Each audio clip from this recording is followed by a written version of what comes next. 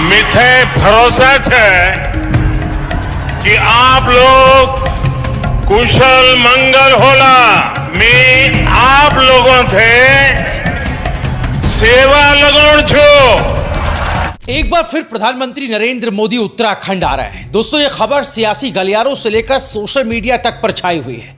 PM Modi कब आ रहे हैं, कहां कहां जाएंगे, उनकी यात्रा का मकसद क्या है और इस बार उत्तराखंड के लिए उनके पिटारे से कौन सी सौगात निकलेगी, इस पर एक एक बात डिटेल में मैं आगे आपको बताऊंगा। लेकिन उससे पहले 2 साल पहले की एक तस्वीर आपको दिखा देते हैं। ये तस्वीर आप देखिए। इस तस्वीर में धामी सरकार शपथ लेती नजर आ रही है। पीएम मोदी से हाथ मिलाते इस चेहरे को तो आप पहचान ही गए होंगे। जी हाँ, सही पहचाना। देवभूमि उत्तराखंड का इस वक्त सबसे चर्चित चेहरा है माननीय कैबिनेट मंत्री प्रेमचंद अग्रवाल। इनका नाम और काम दोनों ने इस वक्त सूबे की सियासी आबोहवा को गर्म कर रखा है। तो फिर लौटते हैं उसी 2 साल पुरानी तस्वीर पर। देखिए जरा। अब आप सोच रहे होंगे कि इस तस्वीर को दिखाने का यहाँ क्या औचित्य है। इसे समझाने से पहले जरा प्रधानमंत्री नरेंद्र मोदी के ये 2 बयान भी सुन लीजिए। उत्तराखंड का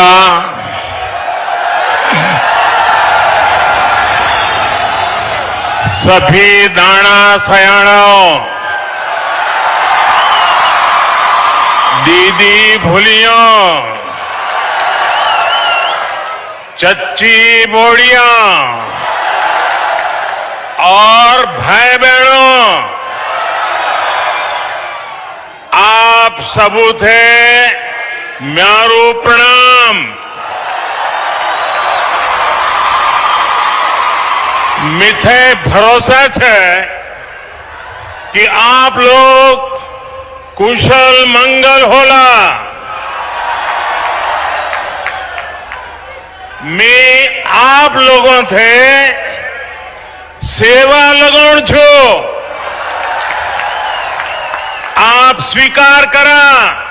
गढ़वाली, कुमाऊनी, जौनसारी ऐसी बोलियों का संरक्षण बहुत जरूरी है। सुना आपने। पीएम मोदी जिस कुमाऊनी, गढ़वाली, जौनसारी बोली को बचाने की बात कर रहे हैं और खुद भी अपने भाषण में इसका इस्तेमाल कर सबको चौंका चुके हैं, वो बोलियां विशेषकर सबसे ज्यादा उत्तराखंड के पर्वतीय अंचलों में बोली जाने वाली बोलियां हैं, जहां रहते हैं पहाड़ी, जिन्हें यहाँ का मूल निवासी भी कहा जाता है। वही पहाड़ी जिसे लेकर उत्तराखंड सदन में क्या कुछ हुआ, ये बताने की जरूरत नहीं है।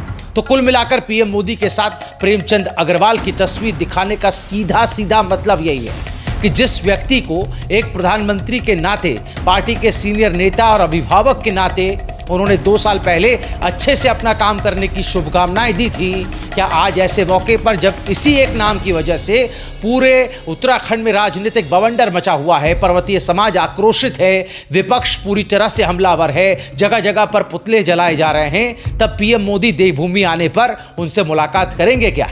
या उन्हें अभिभावक होने के नाते डांट फटकार लगाएंगे, कोई नसीहत देंगे? क्योंकि पीएम मोदी को लेकर पहाड़ियों का मनोभाव किसी से छिपा नहीं है। सिर्फ उत्तराखंड ही नहीं, दिल्ली तक इसका उदाहरण है, जहां पहाड़ी वोटर्स का एक तरफा वोट पड़ा, वो भी मोदी के नाम पर। और मोदी जी पहाड़ियों पर अपनी आत्मीयता तो प्रकट करते ही रहते हैं। रवि नेगी की भरी सभा और खुले मंच पर पैर छूना तो आप अब तक नहीं भूले होंगे। तो भाई, अब पीएम मोदी आ रहे हैं तो हर पहाड़ी ये वाकई चाहता होगा कि इस बार में कड़ा एक्शन होना चाहिए। बहरहाल होता है या नहीं, ये देखने वाली बात होगी। वहीं वित्त मंत्री प्रेमचंद अग्रवाल के बयान को लेकर जो विवाद शुरू हुआ वो थमने का नाम नहीं ले रहा। भले ही उन्होंने खेद जता दिया हो, मगर विपक्षी दल अब भी हमलावर बना हुआ है। आलम यह है कि धामी सरकार को भी बार बार सफाई देनी पड़ रही है। इस पूरे घटनाक्रम में कांग्रेस के वरिष्ठ नेता गणेश गोदियाल ने भी मोर्चा खोल दिया है। गणेश गोदियाल ने सरकार पर बड़ा आरोप लगाते हुए कहा कि मुख्यमंत्री और विधानसभा अध्यक्ष ने अपने मंत्री को बचाने का काम किया।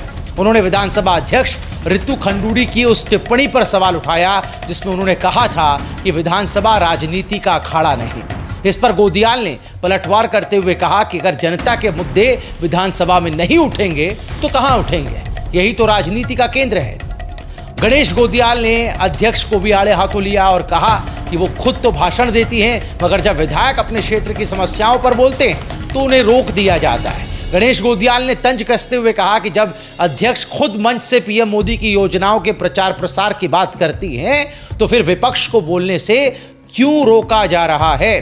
दोस्तों, विधानसभा में सार्वजनिक रूप से अमर्यादित भाषा का इस्तेमाल किए जाने पर भी गणेश गोदियाल सरकार पर हमलावर नजर आए। उन्होंने कहा कि जब विधानसभा में खुलेआम गालियां दी जा रही हैं तब विपक्ष को इस पर बोलने का हक तक नहीं दिया जा रहा। बहरहाल ये विवाद कहां तक जाता है और कहां जाकर थमता है, ये तो वक्त ही बताएगा। वहीं उत्तराखंड के पहाड़ों की गोद में बसा उत्तरकाशी, जिसे उत्तर की काशी भी कहा जाता है, एक बार फिर ऐतिहासिक क्षण का गवाह बनने जा रहा है। 27 फरवरी को प्रधानमंत्री नरेंद्र मोदी इस पावन धरा पर कदम रखने वाले हैं। ये दौरा न सिर्फ धार्मिक बल्कि सांस्कृतिक, आर्थिक और पर्यटन की दृष्टि से भी बेहद खास रहने वाला है। दोस्तों, पीएम मोदी इस बार गंगोत्री और यमुनोत्री के शीतकालीन धामों में पूजा अर्चना करेंगे। सबसे खास बात यह है कि वो पहली बार मुखबा गांव में कदम रखेंगे, जो मां गंगा का मायका माना जाता है। ये वो जगह है जहां शीतकाल में मां गंगा की आराधना होती है। मोदी के दौरे से इस क्षेत्र का धार्मिक और पर्यटन महत्व और भी बढ़ने वाला है। मुखबा, जो हर्षिल के नजदीक है, अपनी सुरमय वादियों, बर्फ से ढके पहाड़ों और सेबों के बागों के लिए प्रसिद्ध है। इसे भारत का स्विट्जरलैंड भी कहा जाता है। जब पीएम मोदी यहाँ 35 मिनट तक पूजा करेंगे तो निश्चित रूप से ये पल ऐतिहासिक होगा। दोस्तों, प्रधानमंत्री मोदी की इस यात्रा का एक अहम उद्देश्य उत्तरकाशी के सीमांत गांव को नया जीवन देना भी है। वो उत्तरकाशी के 2 गांव जादुंग और नेलांग को वाइब्रेंट विलेज के रूप में घोषित करेंगे। ये वही गांव है जो 1962 के युद्ध के साक्षी रहे। युद्ध के बाद से ये वीरान पड़े थे, लेकिन अब इन्हें फिर से बसाने की तैयारी हो रही है। ये क्षेत्र लद्दाख की खूबसूरती की टक्कर का है और अब सरकार यहाँ होम स्टे, बिजली, पानी और अन्य सुविधाएं विकसित करने में जुटी है। इससे न केवल सीमांत गांव का पुनरुत्थान होगा बल्कि पर्यटन को भी एक नया आयाम मिलेगा। दोस्तों, पीएम मोदी की यात्रा उत्तराखंड की शीतकालीन यात्रा को नई ऊंचाइयों तक पहुंचाने में मदद करेगी। गंगोत्री, यमुनोत्री और आसपास के क्षेत्रों में पर्यटन को बढ़ावा मिलने की पूरी संभावना है। जब एक देश का प्रधानमंत्री खुद इन जगहों पर आएगा तो श्रद्धालुओं और पर्यटकों का आकर्षण भी बढ़ेगा। इसके अलावा हर्षिल और आसपास के इलाकों के पारंपरिक उत्पादों को भी नई पहचान मिलेगी। यहाँ के प्रसिद्ध लाल चावल, सेब, राजमा और ऊनी वस्त्रों को राष्ट्रीय स्तर पर प्रमोट किया जाएगा। जिला प्रशासन ने यह तय किया कि पीएम मोदी को उत्तराखंड की ऊन से बनी पारंपरिक टोपी और कोट भेंट किया जाएगा। नालंदा स्वयं सहायता समूह इन वस्त्रों को तैयार कर रहा है। ये गौरव का विषय है कि प्रधानमंत्री के लिए खासतौर पर स्थानीय उत्पादों से निर्मित वस्त्र बनाए जा रहे हैं। पीएम मोदी के स्वागत के लिए पूरे उत्तरकाशी में तैयारियां जोरों पर हैं। मुख्यमंत्री पुष्कर सिंह धामी ने खुद व्यवस्थाओं का जायजा लिया और अधिकारियों के साथ समीक्षा बैठक की। स्थानीय संस्कृति को प्रदर्शित करने के लिए एक भव्य प्रदर्शनी का आयोजन भी किया जाएगा, जिसमें उत्तराखंड के पारंपरिक उत्पादों को शामिल किया जाएगा। पीएम मोदी के स्वागत में पारंपरिक परिधान और ऊनी पट्टू तैयार करवाए जा रहे हैं। ये वस्त्र नालंदा स्वयं सहायता समूह द्वारा तैयार किए जा रहे हैं और इनमें उत्तराखंड की पारंपरिक बुनाई की झलक मिलेगी।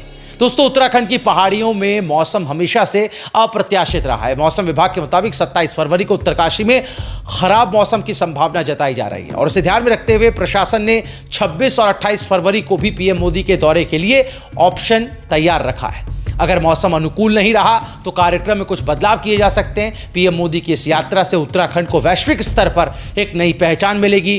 पर्यटन, अध्यात्म, सीमांत विकास और स्थानीय उत्पादों को बढ़ावा देने के लिहाज से यह दौरा मील का पत्थर साबित होगा। स्थानीय लोग इस ऐतिहासिक अवसर के लिए बेहद उत्साहित हैं और पूरे उत्तरकाशी में एक नई उमंग देखी जा सकती है।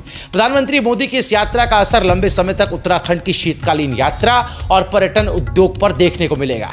2026 में जब शीतकालीन यात्रा का आयोजन होगा तो उम्मीद है कि भारी संख्या में श्रद्धालु और पर्यटक इस पवित्र भूमि की ओर रुख करेंगे।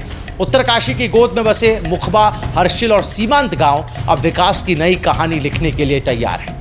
प्रधानमंत्री नरेंद्र मोदी के एक बार फिर से उत्तराखंड दौरे को लेकर आपकी राय क्या है? आप क्या संदेश उन तक पहुंचाना चाहते हैं? जरूर कमेंट कीजिएगा। इस वीडियो को ज्यादा से ज्यादा शेयर करें। देखते रहिए रायशुमारी।